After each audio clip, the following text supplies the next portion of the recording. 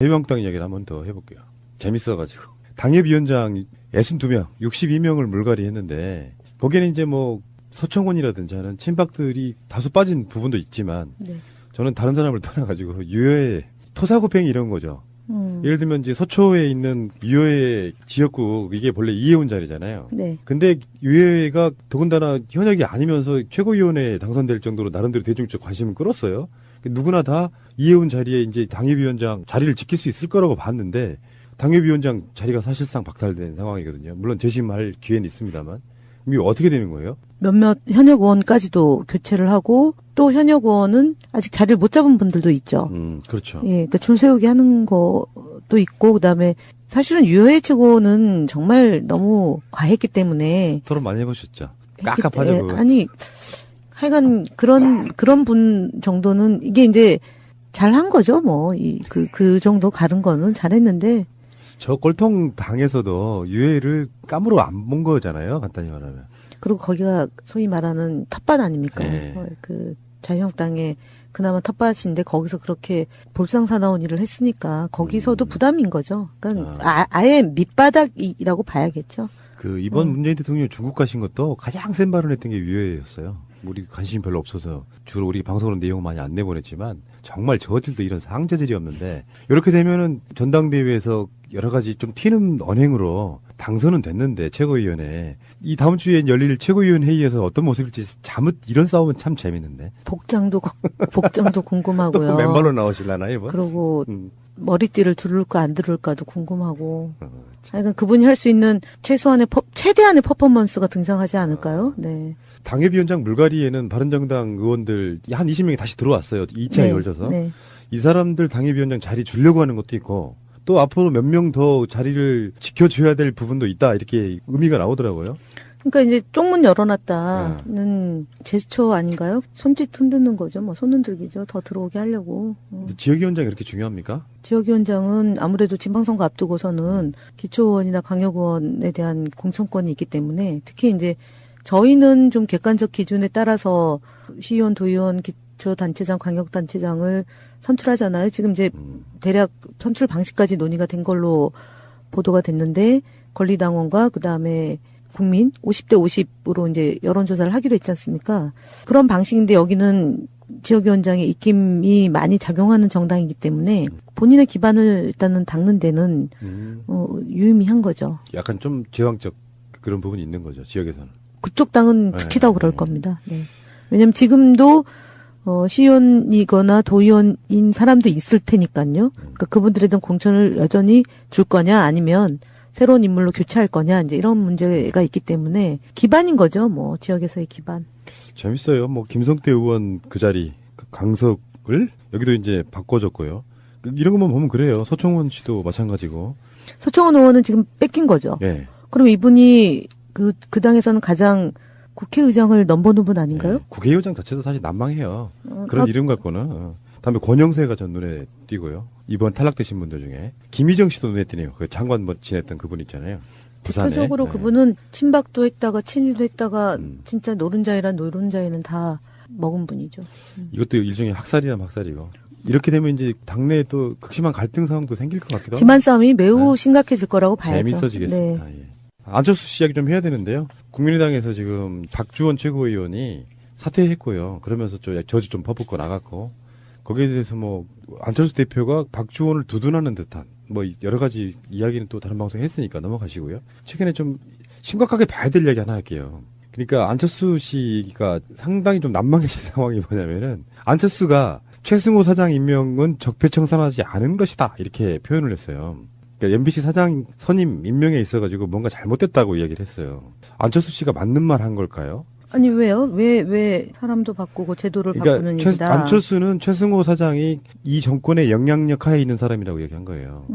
그래서 그런 식으로 공영방송 사장이 임명되면 안 된다고 얘기한 거예요. 근데 이제 일부에서는 최승호 사장께서 PD 시절에 저희 더불어민주당에 대한 보도를 좀 부정적으로 한 것 때문에 보는 사람에 따라서는 네네. 어떤 사람은 최승호 사장은 친문재인이라고 생각하는 사람도 있지만 사실 그건 사실이 아니고 그런 사람은 MBC 사장이 될 수가 없어요. 그래서 불만인 사항도 있긴 있지만 나름대로 균형을 갖춘 사람이라고 올라간 게 최승호 PD예요. 그 문재인 대통령 또 후보 시절에 비판도 많이 하고 그랬잖아요. 그런데 안철수는 또 최승호 PD 사장이 또 문재인 대통령 사람이라고 이렇게 표현하니 이거 뭐 어떻게 받아들여야 됩니까? 이거? 안철수 대표가 최근에 뭐 발언의 내용에 대해서 우리가 평가를 안 합니다. 그 이제 평가를 왜 안 하냐라고 얘기하는 분들도 있는데 사실은 당에서 정말 이게 말이 되는 말씀인지 싶어가지고 그냥 아휴 이러면서 넘기는 일도 있었고요. 근데 이제 최승호 PD에 대해서 누구 사람이다라고 얘기하는 거는 사실은 당대표가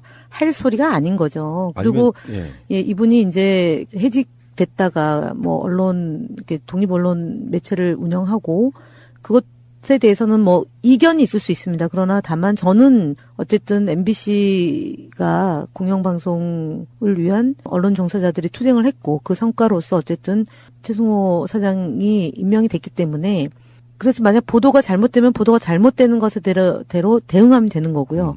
공영방송으로서의 제 역할을 하면 되는데 지금 이 안철수 대표의 이런 워딩은 실제로 자유한국당이나 같이 괴를 하는 거죠. 자유한국당이 노영방송이라고 하지 않았습니까? 노동자와 공영방송을 합친 조어 같은데 그러니까 공영방송이 아니라 노영방송이다라고 얘기했고 또 그 언론인들의 그런 파업 투쟁에 대해서도 항의를 했고 그다음에 이제 그때 MB 사장 체포영장 청구되니까 국회 보이콧해가지고 장외투쟁 갔다가 다시 들어왔다가 또 표결해가지고 불발시켰다가 또 문제가 되니까 항의하고 막 이런 식으로 제처를 했는데 실제로 이런 그 안철수 대표가 얘기하는 말 하나하나가 어쨌든 지금 바른정당과의 연대를 염두에 둔 뭐 이런 거는 아니라고 보고 기본적으로 이분이 갖고 있는 철학이나 그 인식의 수준이 안 되는 것 같습니다. 네. 그러니까 한쪽에서는 문재인 대통령 또는 최근에 MBC 오보 등 관련해가지고 너무 편향돼 있다고 말하는 사람이 있고요. 문재인 대통령을 터무니없이 깐 사람이라 싫어하는 사람들이 있고 어떤 한쪽에서는 또 최승호 사장이 문재인 대통령하고 관련 있는 정권 영향력가 있는 사람이래. 뭐 어떻게 해야 돼 그거를. 모든 것을 물론 이제 대통령 제하에 있고 그다음에 정부를 수립해서 이제 초기여서 그 언론인 또는 언론사 사장의 행보 하나하나를 그렇게 연결 지으려고 하던데 제가 볼 때는 그러면은 좀 안 맞는 것 같습니다. 그러니까 방송은 방송으로서 좀 띄어서 제 기능을 할 수 있도록 또는 제 기능을 하는지에 대해서 평가를 하고 그 이전에 있었던 그분의 행보 중에 공과가 있지 않습니까? 그러지 않아도 논평 그때 그 MBC 사장 새롭게 선임된 것을 갖고 그 이용마 기자의 큐를 빌고 언론 종사자들의 노고를 깊이 감사드리고 저는 뭐 기본적으로 제가 오랫동안 공보 파트에서 일을 하면서 그런 겁니다. 그러니까 당당하게 임해야 된다. 기사가 잘못됐을 때는 잘못된 기사에 대해서 정정을 요청하고 그다음에 공개적으로 문제 제기할 때도 있지만 바르게 잡는 노력도 하고 그리고 또 비판받을 일을 우리가 했으면은 또 달게 받고 또 발전하기 위한 노력을 기울이고 그러는 거라고 보고요. 지금 뭐 최승호 PD가 겨우 이제 1차 인사를 마감을 한 것 같은데요. 국민들은 MBC 뉴스를 안 보다가 이제 뉴스를 보게 된 거고요. 그다음에 지난주에는 PD 수첩을 통해서 지난 7년간의 MBC 관계자들이 경험했던 내용들을 뭐 짧은 시간이었기 때문에 온전하게 전체를 다 보여줄 수는 없었을 겁니다. 근데 어쨌든 그런 프로가 하나하나 살아나면 저는 10년 동안의 보수 정권이 했던 폐악을 국민들에게 보고하고 발전된 대한민국의 상을 그리는 것이 언론의 역할 중에 굉장히 중요한 영역으로 된다. 그리고 아직도 이제 KBS는 파업을 하고 있지 않습니까? 거기가 이제 또 정돈이 되면 훨씬 이제 우리는 다양한 채널을 통해서 다양한 정보를 듣고 판단할 수 있는 그런 기회가 마련되기 때문에 저는 긍정적으로 봅니다. 이런 그 흐름에서는. 저는 저마다 역할이 있다고 생각하는데요. 예를 들어서 문재인 정부가 언론을 개혁해야 되는 어떤 사명이 있다고 생각하는 건 맞지만 이것은 그게 이제 공정성의 문제가 걸려있고 정파성의 문제가 걸려있기 때문에 그래서 이 정부 자체는 언론과 등을 지면 실패한다고 생각하는 부분이 있는 것 같아요. 언론이 급격하게 돌아서가지고 막 비난만 해야 되는 방송이나 보도를 할 수가 있잖아요. 그러니까 정치인들은 정치인들대로 마음에는 안 들지만 언론들을 좀 어리고 달래는 부분도 있어야 되고 대신에 국민들 입장에서는 언론에 대해서 제대로 된 보도해라. 편파 보도나 이런 쓰레기 같은 보도 하지 말라고 막 항의하는 것도 당연한 거라고 생각이 들거든요. 그러니까 노무현 정부 때는 그 7일 정도는 문화를 바꿨고 3은 이제 제도 개선을 하려고 했었지만 역부족이었던 측면이 있습니다. 지금도 이제 방송법을 개정을 해서 언론 개혁을 해야 되는데 그 방송법 개정과 관련해서 여야 간에 이견이 분명히 존재하는 거고요. 이번에도 그 논의가 될 텐데 아마 쉽지 않을 것 같습니다. 그 방송법을 개정해야 되는 거고요. 두 번째는 문화인데 그 문화는 노무현 정부 때 기자실을 폐지했던 문화가 있었고 그다음에 가판 구독을 금지했던 게 있었던 거고요. 소위 말하는 접대 문화를 없앴죠. 가판을 없애니까 접대 문화가 많이 없어졌는데 그런 이제 시대의 흐름에 따라서 변화가 있었던 거고 최근에 이제 김영란법이 이제 도입되면서 또 문화가 바뀐 거잖아요. 안정시키면서 잡음 없이 가는 게 중요할 수도 있다 생각이 들고요. 지지자분들까지 또 그렇게 안정적으로 다 좋아 하고 갈 수는 없는 거라서 예, 그렇죠. 서로 역할이 있다고 생각이 들고요. 근데 김장겸은 최근에도 지금 국민의당 당대표 뽑는 전당대회를 앞두고 안철수에게 혹시 MBC가 도와줄 일 없냐라면서 연락한 사실이 확인이 됐네요. 이야. 박근혜가 중국 갔을 때요. 똑같은 대학에서 연설, 이렇게 강의, 강연 이런 거 하는데 자리를 못 채웠대요. 그래가지고 중국으로 간 유학생들이 자리를 대부분 채웠다 그랬는데 이번에는 중국의 학생들이 일찌감치 자리를 이렇게 잡을 정도로 인기가 남달랐다고 합니다. 자, 알겠고요. 멀리서 지금 외유 다녀오셨는데, 외유 아니지, 외교. 외교 다녀오셨는데, 바로 녹음실로 와주셔서 감사드리고요. 자, 푹 쉬시고요. 쉴 수도 없겠구나. 공안 공보 파트에서 일을 하면서 그런 겁니다. 그러니까 당당하게 임해야 된다. 기사가 잘못됐을 때는 잘못된 기사에 대해서 정정을 요청하고 그다음에 공개적으로 문제제기할 때도 있지만 바르게 잡는 노력도 하고 그리고 또 비판받을 일을 우리가 했으면은 또 달게 받고 또 발전하기 위한 노력을 기울이고 그러는 거라고 보고요. 지금 뭐 최승호 PD가 겨우 이제 1차 인사를 마감을 한 것 같은데요. 국민들은 MBC 뉴스를 안 보다가 이제 뉴스를 보게 된 거고요. 그다음에 지난주에는 PD 수첩을 통해서 지난 7년간의 MBC 관계자들이 경험했던 내용들을 뭐 짧은 시간이었기 때문에 온전하게 전체를 다 보여줄 수는 없었을 겁니다. 근데 어쨌든 그런 프로가 하나하나 살아나면 저는 10년 동안의 보수 정권이 했던 폐악을 국민들에게 보고하고 발전된 대한민국의 상을 그리는 것이 언론의 역할 중에 굉장히 중요한 영역으로 된다. 그리고 아직도 이제 KBS는 파업을 하고 있지 않습니까? 거기가 이제 또 정돈이 되면 훨씬 이제 우리는 다양한 채널을 통해서 다양한 정보를 듣고 판단할 수 있는 그런 기회가 마련되기 때문에 저는 긍정적으로 봅니다. 이런 그 흐름에서는. 저는 저마다 역할이 있다고 생각하는데요. 예를 들어서 문재인 정부가 언론을 개혁해야 되는 어떤 사명이 있다고 생각하는 건 맞지만 이것은 그게 이제 공정성의 문제가 걸려있고 정파성의 문제가 걸려있기 때문에 그래서 이 정부 자체는 언론과 등을 지면 실패한다고 생각하는 부분이 있는 것 같아요. 언론이 급격하게 돌아서가지고 막 비난만 해야 되는 방송이나 보도를 할 수가 있잖아요. 그러니까 정치인들은 정치인들대로 마음에는 안 들지만 언론들을 좀 어리고 달래는 부분도 있어야 되고 대신에 국민들 입장에서는 언론에 대해서 제대로 된 보도해라. 편파 보도나 이런 쓰레기 같은 보도 하지 말라고 막 항의하는 것도 당연한 거라고 생각이 들거든요. 그러니까 노무현 정부 때는 그 7일 정도는 문화를 바꿨고 3은 이제 제도 개선을 안철수 대표가 박주원을 두둔하는 듯한 뭐 여러 가지 이야기는 또 다른 방송에 했으니까 넘어가시고요. 최근에 좀 심각하게 봐야 될 이야기 하나 할게요. 그러니까 안철수 씨가 상당히 좀 난망해진 상황이 뭐냐면은 안철수가 최승호 사장 임명은 적폐청산하지 않은 것이다 이렇게 표현을 했어요. 그러니까 MBC 사장 선임 임명에 있어가지고 뭔가 잘못됐다고 이야기를 했어요. 안철수 씨가 맞는 말 한 걸까요? 아니 왜요? 왜 사람도 바꾸고 제도를 바꾸는 일이다. 안철수는 최승호 사장이 이 정권의 영향력 하에 있는 사람이라고 얘기한 거예요.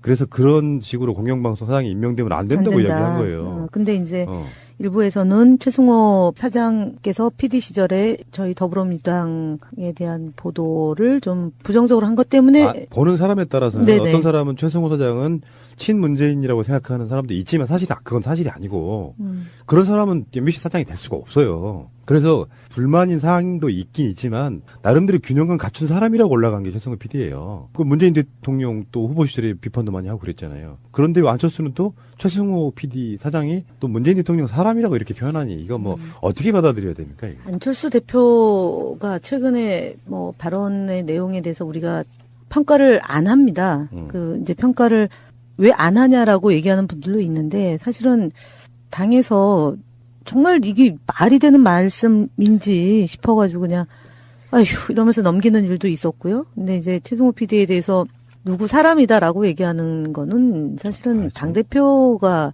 할 소리가 아닌 거죠. 그리고 아니면, 예, 이분이 이제 해직됐다가 뭐 언론 이렇게 독립 언론 매체를 운영하고 그것에 대해서는 뭐 이견이 있을 수 있습니다. 그러나 다만 저는 어쨌든 MBC가 공영방송을 위한 언론 종사자들이 투쟁을 했고 그 성과로서 어쨌든 최승호 사장이 임명이 됐기 때문에 그래서 만약 보도가 잘못되면 보도가 잘못되는 것에 대로 대응하면 되는 거고요. 공영방송으로서의 제 역할을 하면 되는데 지금 이 안철수 대표의 이런 워딩은 실제로 자유한국당이나 같이 궤를 하는 거죠. 자유한국당이 노영방송이라고 하지 않았습니까? 노동자와 공영방송을 합친 조어 같은데 그러니까 공영방송이 아니라 노영방송이다라고 얘기했고 또 그 언론인들의 그런 파업 투쟁에 대해서도 항의를 했고 그다음에 이제 그때 MB 사장 체포영장 청구되니까 국회 보이콧해가지고 장외투쟁 갔다가 다시 들어왔다가 또 표결해가지고 불발시켰다가 또 문제가 되니까 항의하고 막 이런 식으로 제처를 했는데 실제로 이런 그 안철수 대표가 얘기하는 말 하나하나가 어쨌든 지금 바른정당과의 연대를 염두에 둔 뭐 이런 거는 아니라고 보고 기본적으로 이분이 갖고 있는 철학이나 그 인식의 수준이 안 되는 것 같습니다. 네. 그러니까 한쪽에서는 문재인 대통령 또는 최근에 MBC 오보 등 관련해가지고 너무 편향돼 있다고 말하는 사람이 있고요. 문재인 대통령을 터무니없이 깐 사람이라 싫어하는 사람들이 있고 어떤 한쪽에서는 또 최승호 사장이 문재인 대통령하고 관련 있는 정권 영향력가 있는 사람이래. 뭐 어떻게 해야 돼 그거를. 모든 것을 물론 이제 대통령 제하에 있고 그다음에 정부를 수립해서 이제 초기여서 그 언론인 또는 언론사 사장의 행보 하나하나를 그렇게 연결 지으려고 하던데 제가 볼 때는 그러면은 좀 안 맞는 것 같습니다. 그러니까 방송은 방송으로서 좀 띄어서 제 기능을 할 수 있도록 또는 제 기능을 하는지에 대해서 평가를 하고 그 이전에 있었던 그분의 행보 중에 공가가 있지 않습니까? 그러지 않아도 논평 그때 그 MBC 사장 새롭게 선임된 것을 갖고 그 이용마 기자의 큐를 빌고 언론 종사자들의 노고를 깊이 감사드리고 저는 뭐 기본적으로 제가 오랫동안 자리 주려고 하는 것도 있고 또 앞으로 몇 명 더 자리를 지켜줘야 될 부분도 있다 이렇게 의미가 나오더라고요. 그러니까 이제 쪽문 열어놨다는 제스처 아닌가요? 손짓 흔드는 거죠. 뭐 손 흔들기죠. 더 들어오게 하려고. 지역위원장이 그렇게 중요합니까? 지역위원장은 아무래도 지방선거 앞두고서는 기초의원이나 강력의원에 대한 공천권이 있기 때문에 특히 이제 저희는 좀 객관적 기준에 따라서 시의원, 도의원, 기초단체장, 광역단체장을 선출하잖아요. 지금 이제 대략 선출 방식까지 논의가 된 걸로 보도가 됐는데 권리당원과 그다음에 국민 50대 50으로 이제 여론조사를 하기로 했지 않습니까? 그런 방식인데 여기는 지역위원장의 입김이 많이 작용하는 정당이기 때문에 본인의 기반을 일단은 닦는 데는 유의미한 거죠. 약간 좀 제왕적 그런 부분이 있는 거죠. 지역에서는. 그쪽 당은 특히 더 그럴 겁니다. 네. 왜냐하면 지금도 시의원이거나 도의원인 사람도 있을 테니까요. 그러니까 그분들에 대한 공천을 여전히 줄 거냐 아니면 새로운 인물로 교체할 거냐 이제 이런 문제가 있기 때문에 기반인 거죠. 뭐 지역에서의 기반. 재밌어요. 뭐 김성태 의원 그 자리 그 강석을 여기도 이제 바꿔줬고요. 이런 것만 보면 그래요. 서청원 씨도 마찬가지고. 서청원 의원은 지금 뺏긴 거죠. 예. 그럼 이분이 그 당에서는 가장 국회의장을 넘보는 분 아닌가요? 예. 국회의장 자체도 사실 난망해요. 그런 이름 갖고는. 다음에 권영세가 전 눈에 띄고요. 이번 탈락되신 분들 중에 김희정 씨도 눈에 띄네요. 그 장관 지냈던 그분 있잖아요. 부산에. 대표적으로 네. 그분은 친박도 했다가 친이도 했다가 진짜 노른자이란 노른자이는 다 먹은 분이죠. 이것도 일종의 학살이란 학살이고. 이렇게 되면 이제 당내에 또 극심한 갈등 상황도 생길 것 같기도 하고. 집안 싸움이 매우 심각해질 거라고 봐야죠. 재밌어지겠습니다. 네. 예. 안철수 씨 이야기 좀 해야 되는데요. 국민의당에서 지금 박주원 최고위원이 사퇴했고요. 그러면서 좀 저주 좀 퍼붓고 나갔고 거기에 대해서 뭐 자유한국당 이야기를 한번 더 해볼게요. 재밌어가지고 당협위원장 62명, 62명을 물갈이 했는데 거기에는 이제 뭐 서청원이라든지 하는 친박들이 다소 빠진 부분도 있지만 네. 저는 다른 사람을 떠나가지고 유해의 토사구팽이 이런 거죠. 예를 들면 이제 서초에 있는 유효회 지역구 이게 본래 이해운 자리잖아요. 네. 근데 유해가 더군다나 현역이 아니면서 최고위원회에 당선될 정도로 나름대로 대중적 관심을 끌었어요. 누구나 다 이해운 자리에 이제 당협위원장 자리를 지킬 수 있을 거라고 봤는데 당협위원장 자리가 사실상 박탈된 상황이거든요. 물론 재심할 기회는 있습니다만. 이게 어떻게 되는 거예요? 몇몇 현역 의원까지도 교체를 하고 또 현역 의원은 아직 자리를 못 잡은 분들도 있죠. 그렇죠. 예, 그러니까 줄 세우기 하는 것도 있고 그다음에 사실은 유효회 최고는 정말 너무 과했기 때문에 토론 많이 해보셨죠? 깝깝하죠. 그거. 아니 하여간 그런 분 정도는 이게 이제 잘한 거죠. 뭐 그 정도 가른 거는 잘했는데 저 꼴통 당에서도 유해를 까무로 안 본 거잖아요. 간단히 말하면. 그리고 거기가 소위 말하는 탓밭 아닙니까? 네. 그 자유한국당의 그나마 텃밭인데 거기서 그렇게 볼상사나운 일을 했으니까 거기서도 부담인 거죠. 그러니까 아예 밑바닥이라고 봐야겠죠. 그 이번 문재인 대통령이 중국 가신 것도 가장 센 발언했던 게 유해였어요. 우리 관심이 별로 없어서 주로 우리 방송으로 내용 많이 안 내보냈지만 정말 저질도 이런 상저질이 없는데 이렇게 되면은 전당대회에서 여러 가지 좀 튀는 언행으로 당선은 됐는데 최고위원회 이 다음 주에 열릴 최고위원 회의에서 어떤 모습일지 잠옷 이런 싸움은 참 재밌는데 복장도 궁금하고요. 또 맨발로 나오실라나 이번? 그리고 머리띠를 두를까 안 두를까도 궁금하고. 그러니까 그분이 할 수 있는 최대한의 퍼포먼스가 등장하지 않을까요? 네. 당협위원장 물갈이에는 바른정당 의원들 한 20명이 다시 들어왔어요. 2차에 네. 열려서. 네. 이 사람들 당협위원장